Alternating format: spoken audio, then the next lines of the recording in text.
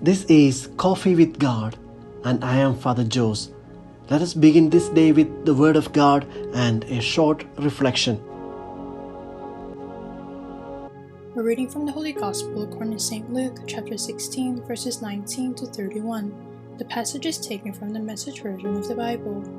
There once was a rich man, expensively dressed in the latest fashions, wasting his days in conspicuous consumption. A poor man named Lazarus, covered with sores, had been dumped on his doorstep. All he lived for was to get a meal from scraps off the rich man's table. His best friends were the dogs, who came and licked his sores. Then he died, this poor man, and was taken up by the angels to the lap of Abraham.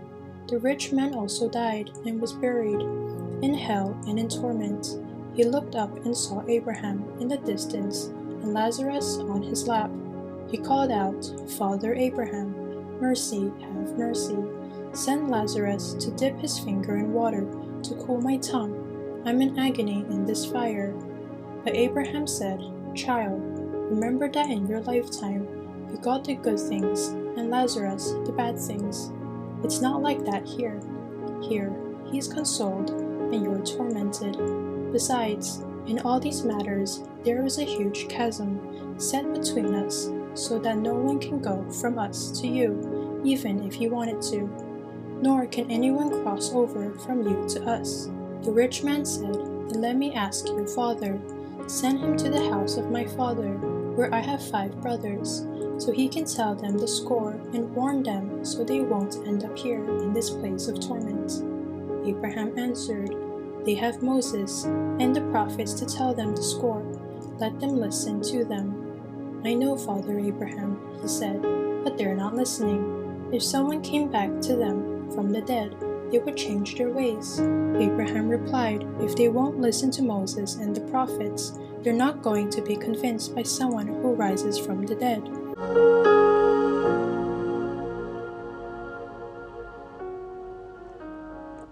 Reflections on the Holy Gospel according to St. Luke, chapter 16, verses 19 to 31.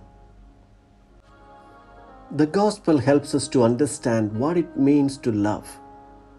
In the parable, the rich man has a sickness much greater than that of Lazarus, who was full of sores. This rich man has a terrible blindness because he cannot look beyond his world, made of banquets and fine clothing. He cannot see beyond the door of his house where Lazarus lies. This worldliness is like a black hole that swallows up what is good, which extinguishes love because it consumes everything in its very self. Pope Francis, commenting on this gospel, says, "Excluding Lazarus, the rich man has not taken into account the Lord or his law, because to ignore the poor is to despise God. Lazarus represents well the silent cry of the poor of all times, and the contradiction of a world in which immense riches and resources are in the hands of a few. The rich will be condemned not for their riches, but for having been unable to feel compassion for the Lazaruses and to help them. God's mercy is linked to our mercy towards our neighbor.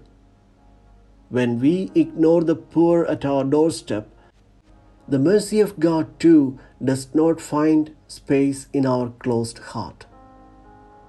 God's mercy cannot enter. If I do not open the door of my heart to the poor, that door also remains closed for God. And this is terrible.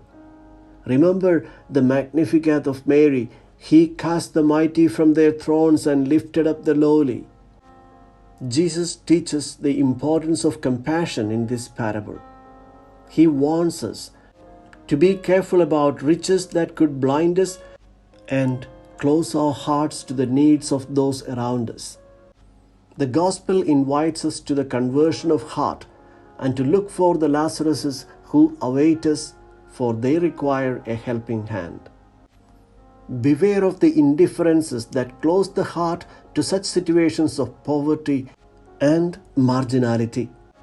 Be careful not to close the door of our hearts to the sufferings of others. The only credential we have before God will be our works of mercy with the poor. Learning to look at the poor from their poverty, the sick from their illnesses, or the marginalized from their marginalization is the goal of a well-understood charity, says the Pope.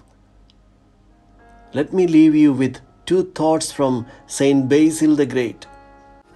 The poor are not the ones who have no wealth, but the one who refuse to share their wealth. He was so poor that he had only money but no heart. Moreover, the food and clothing you do not need today do not belong to you. To the hungry belongs the bread that you withhold, and to naked man the jacket you guard with jealousy in your treasure box.